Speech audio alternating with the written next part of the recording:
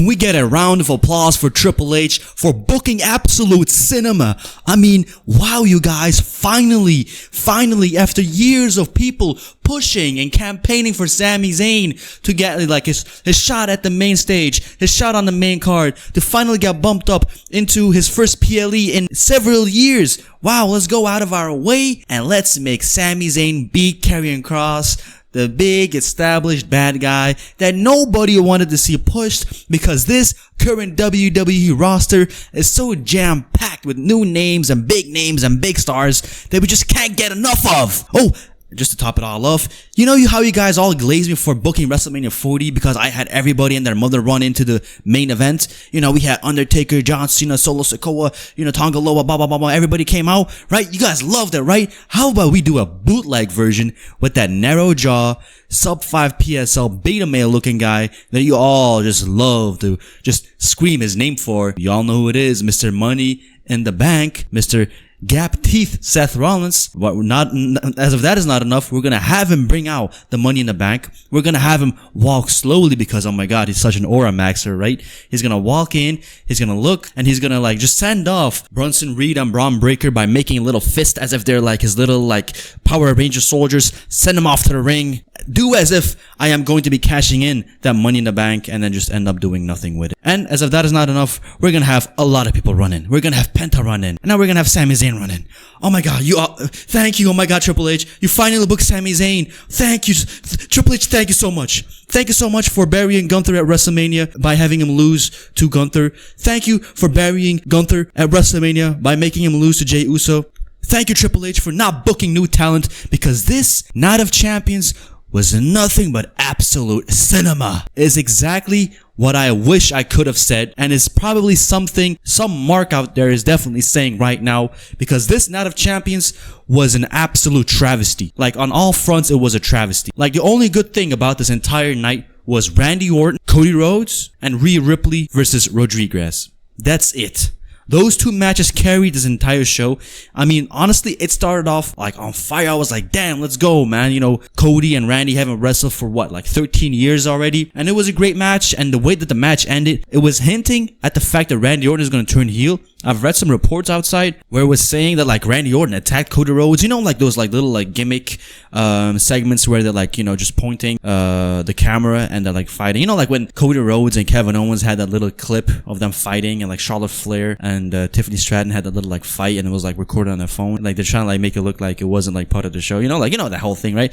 So I haven't seen it anywhere. I'll look for it. I haven't seen it yet. Maybe it's going to come out sometime soon. But if Randy Orton hasn't turned heel already, he is hinting at it, and I think it should happen already. You know, the thing about Randy Orton is, you know, we all love him. Yes, we all love him, but like fan service aside, we need to have something new, man. I mean, look at CM Punk versus John Cena. That was a great match. We haven't had that in years. It was like something new again. It felt fresh, you know, and the way that like John Cena went out in that match by, you know, tossing away that world title and not doing that cheap shot and trying to win it legitimately, that was a great move. You know, this entire match could have been so amazing if it wasn't for all those like cheap ass interruptions, because that's exactly what it is.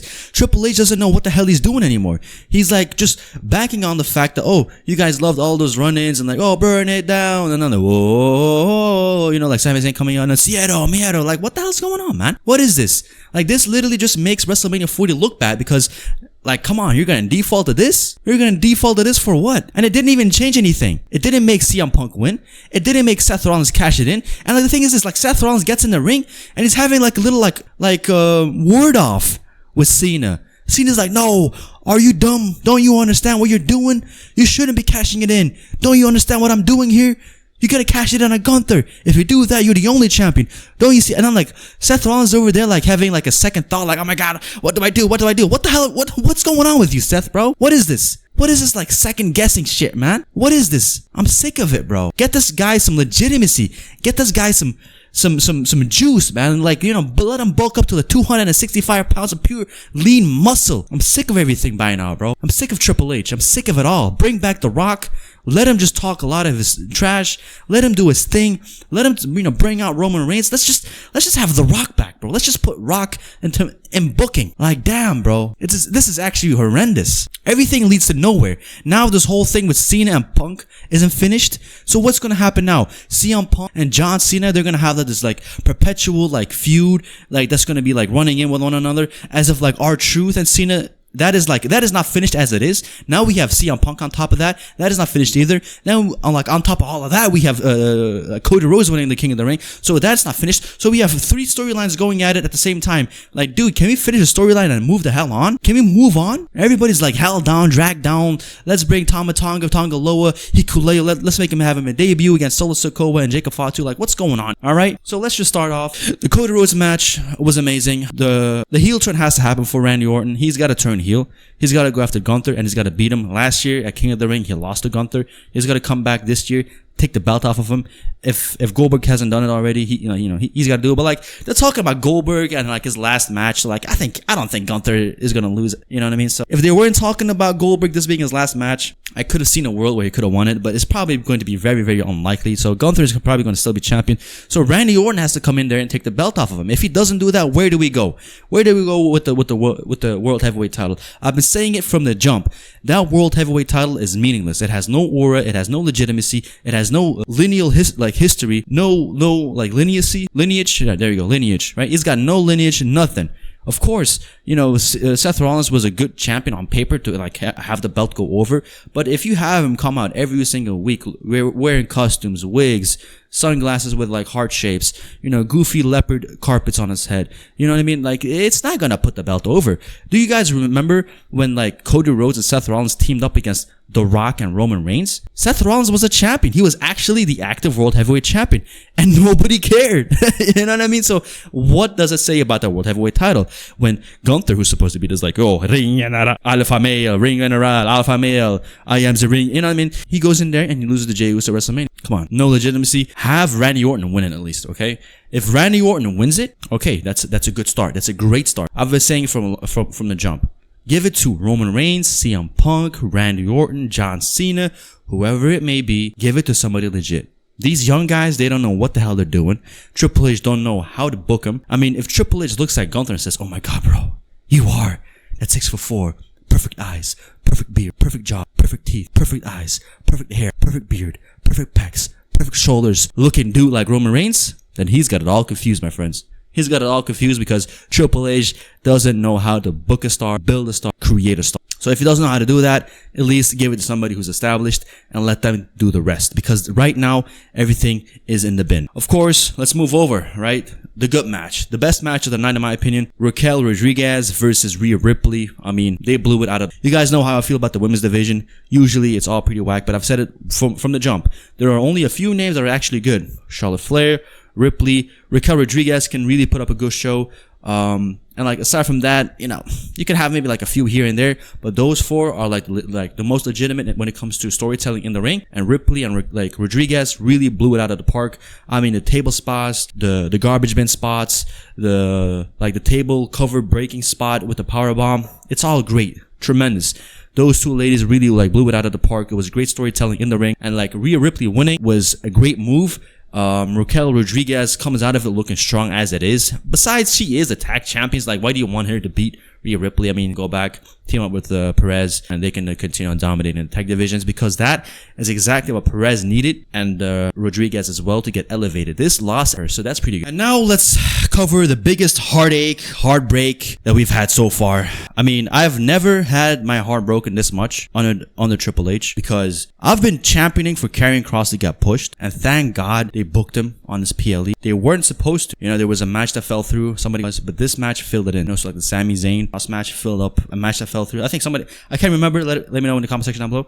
But now Karrion Kross comes out from backstage. He walks up into the ramp. He does his entrance. He looks amazing. I'm like, here we go. The match begins. Karrion Kross looks amazing. The offense is very versatile. It's very hard hitting, legit. It's like this mix with like jiu-jitsu, MMA. He looks very, very good, right?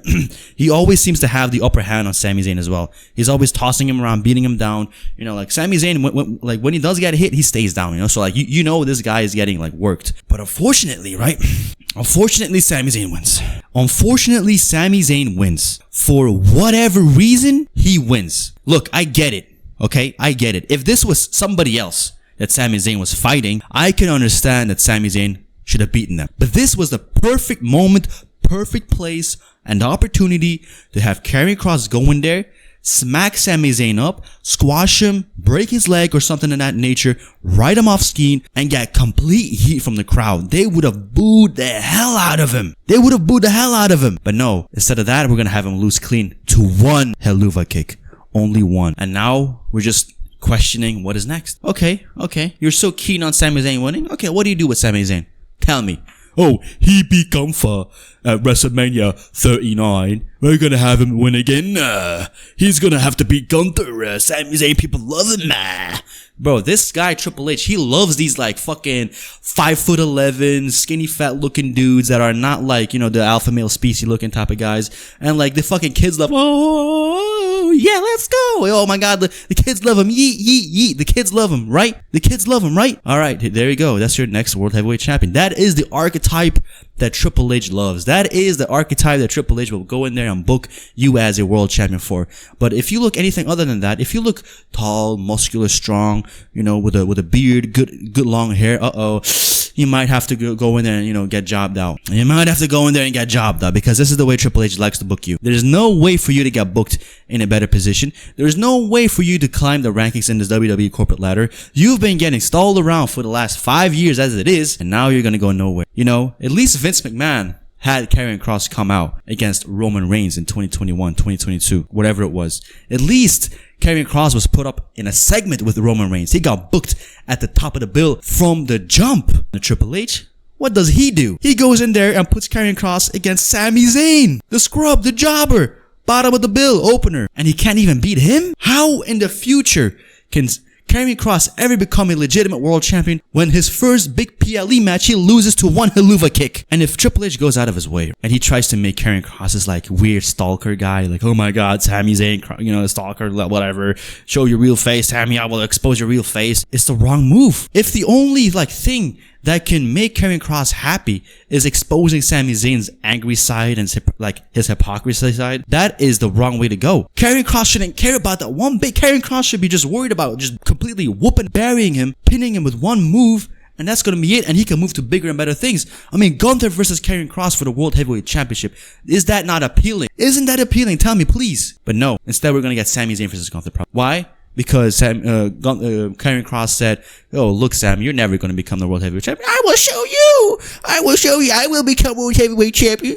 Oh, I will become World Heavyweight Champion. Why? Because I believe. Why? Because yeet. I'm friends with Jey Uso. Jey Uso, let's go. Like, what the come on, man, bro. Come on, dude. My blood is boiling from this bullshit, bro. Nothing ever really changes. Nothing. Everything that Triple H has booked, it's just running in place. Seth Rollins is running in place. John Cena is running in place. He can't get a clean victory. He can't get a clean finish. He can't have a storyline just finish as it is. He can't have anything in that nature. He can't have it. Roman Reigns, well, you know, he's not important, right? He's gonna come back, wrestle Solo Sikoa, and then just dip out again. Nobody's gonna see him. Oh, he's back at WrestleMania? Okay. We're gonna have him lose. Oh, he's back? Okay, let's just write him off TV. Alright, there you go. No problem. Alright, that's it. That's it. That's literally it. Wipe your hands clean. Wipe your hands clean because oh my god, what a long day at work, Triple H. What a long day at work. What's the reason? What's the reason for any of this? You know, what's the reason for somebody like Stephanie Vaquer losing the qualifying match for Queen of the Ring? You're gonna have Jade Cargill win. Jade Cargill has been on the main card, main roster for like what, like a year or 2 years? Like she was there at last year's Elimination Chamber, like this year's, whatever it is, right? She's got a beef with Naomi, right? She could have done her beef with Naomi, and we could have had Vaquer. We could have all moved on. But what's the deal now? We're gonna have Jade Cargill beat Io Sky for the world title. That's it. We're gonna have Jade Cargill as the world champion. Really? Really? I mean, if that's the end goal, why didn't it happen sooner? Why do we have to waste opportunities for new talent to get pushed through? Why do we have to waste this time for Cody Rhodes, right, to win the King of the Ring? Why couldn't we have somebody else? Why didn't we have Karrion Kross win King of the Ring, for example? If it's not Karrion Kross, somebody else. Why did we waste the opportunity on Seth Rollins winning the Money in the Bank when Solo Sikoa could have won the Money in the Bank, right? This whole thing with Solo and Jacob Fatu, I like it, you know, I'm not mad at it. It's a good storyline, but it could have happened way down the line. It could have happened when Solo Sikoa was a champion, you know, let's just say he cashed it in on Gunther, right? He becomes the World Heavyweight title holder. All in the same time, Jacob Fatu is the United States champion. And then boom, you have this like new bloodline going on. And then The Rock comes back. That is the same exact bloodline The Rock pledged allegiance to. Because when Roman Reigns came back, he didn't break the bloodline because he essentially stepped out of the bloodline by teaming up with Cody Rhodes. And I do understand, right? When The Rock came back at Raw, Netflix won, he acknowledged Cody Rhodes. He acknowledged Roman Reigns. But that was just The Rock having beef with Triple H and completely riding and destroying everything that he built up because Triple H and when Triple H and The Rock aren't seeing eye to eye, The Rock said, look, you're not going to give me my main event? Here you go. I'm going to give you nothing. I'm going to completely bury all of the final boss work that I've done and all the storylines and plot lines. I'm going to just completely squash him and you're going to be left with nothing and you're going to start from zero. There you go, Triple H. This is your way and here you go. You can have your way and let's see how far your way can go. No, we could have had much more. We could have had so much more. We could have had so much more right now. We could have had Solo with the... Can you imagine Solo Sikoa with the Money in the Bank? Oh my god, he'd be so annoying. It's so good. Seth Rollins isn't even annoying. Seth Rollins is like being booked like a bum still. It's like, yeah, we're gonna push you, Seth. Right? You're gonna win the Royal Rumble, but guess what? You're gonna be the opener at WrestleMania. Wow. He gets a Jey Uso treatment. Wow. Good job. You know? It's the same thing once again. It's the same thing with like these new names. We just can't get new names. You look into the future. You look at the current roster. Everybody's 40 years old. Literally. Some guys over 50. The Rock is over 50. R-Truth is over 50, you know? Orton, 40. Over 40, you know? Cody, 40. Roman, 40. Seth Rollins is 40. Everybody's 40 plus. Everybody. Where's the future? Karrion Kross is 40 years old. And he can't get a win over Sami Zayn.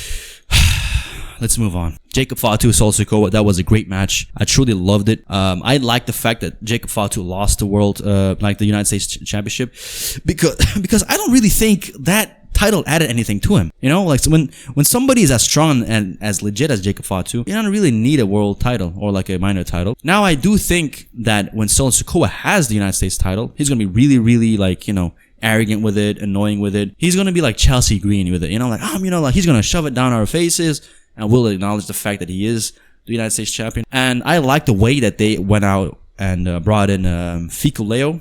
I think that's his name, Ficoleo.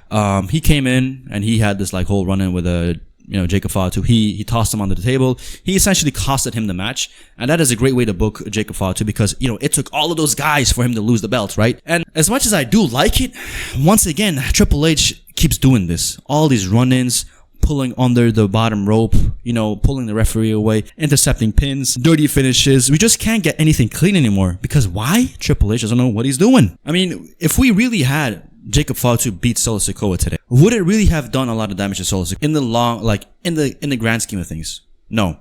If he were to lose today, what was going to happen? Ficoleo was going to come back anyway at some point, and he was going to cost Jacob Fatu something. But I believe this is the right call. This was the right time to do it. But if you knew that in the main event, something like this was going to happen as well, then you're kind of sick and tired of these run-ins and new debutants. You're just kind of sick of it already. So, Solo Sikoa is new United States champion. Jacob Fatu did lose, and they're going to have another feud going. And I do believe that if Jacob Fatu isn't going to be coming out on top of this feud as the United States champion, that is essentially going to be a good thing. Why? Because he's going to get moved up into the main card and he's going to go in there and fight Gunther. Jacob Fatu versus Gunther, sign me up. I'm all for it. Only if Jacob Fatu can win. If Jacob Fatu cannot win that title, man, oh man, oh man. I don't know what to do. I don't know what to say. I don't know what to tune into anymore. SmackDown Live is just a bunch of female filler. SmackDown Live is a bunch of tag team filler. You only tune into SmackDown just to see John Cena cut a promo, just to see Cody Rhodes cut a promo. You tune into Monday Night Raw, and all you hear is just Gunther coming out there saying, Jey Uso, you think that 1, 2, 3 is enough, blah, blah. You know, like all that stupid goofy shit. Come on, man. Like, look, I don't know what to tune into. There's nothing. You know, CM Punk didn't beat John Cena today. CM Punk didn't have a conclusive finish today. If you're going to have all of those run-ins, if you're going to have all of those, like, you know, schmazes happen, at least have CM Punk win the title. He doesn't have the title. He doesn't have the World Heavyweight Championship. There's nothing going on for CM Punk, and he's been back for 2 years almost. For 2 years he's back, and what has he done? Who has CM Punk beat? What is Triple H doing with CM Punk? I know they had beef back in the day, and CM Punk said a lot of bad things about Triple H. And Triple H stayed quiet. Respect. But is this really how Triple H feels about CM Punk? We're not going to give him anything. We're going to book him into the, oh, here we go, CM Punk. This is your, you always wanted to main event WrestleMania. Here we go. Night 1 main event. Night 1 main event. All right. Yeah, right. Night 1 main event. Good joke. It's like saying, here you go, CM Punk, you got your wishes, and now we can abuse you. Now we can just use you however we want. We can bury you. We can have you lose as much as we want because people fucking boo you anyway. No. They'll love you, and we're going to keep abusing. And by the time you're done with us, nobody, you're not going to have any legitimacy. It's the same thing with Karrion Kross. Karrion Kross is going to get cut, he's going to get cut by the WWE one of these days. And honestly, Karrion Kross was killing those segments. He was really good in, putting good work. He was being, believable. When Sami Zayn punched him backstage, he was like, oh my god, sell. And then he starts laughing. He's like, oh, stop it. His wife, stop it, you goofball. He acted like he was 2 steps ahead, and Sami Zayn was just a little peon in his board, and that he was gonna get squashed. But no, he loses. And then what do we have afterwards? We had, Jade Cargill and Asuka, right? I skipped that, obviously. Jade Cargill is going to, she's going to move on. And that's it. You look at the entire roster today, nobody gets booked properly. Cena is looking like a joke. He can't win a simple match. He can't get a simple finish. Seth Rollins is in limbo. I mean, he comes, I don't get it, bro. If Seth wants to come out and cash it in, why don't you cash it in? Why are you, having debates with Cena? I don't get it. Why are you having debates with Cena? That is why Seth Rollins is still a joke, and that is why Seth Rollins can't get over. That is why nobody seems to be able to get over, because Triple H does not care. Karrion Kross is officially buried. Thank God we had a few good, matches here and there, but even Cody Rhodes shouldn't have come back and become king of the ring. And if all roads are pointing at SummerSlam, best believe SummerSlam has to be something good. Otherwise, we were going to get nothing. If The Rock doesn't come back at SummerSlam, I don't know what's going to happen. John Cena, pointed at a few face turns here and there during the match. If that's not going to happen at SummerSlam, I don't know when it is going to happen. For now, I've been the Heels Advocate. Let me know what you think about the way Triple H booked Night of Champions, and I'm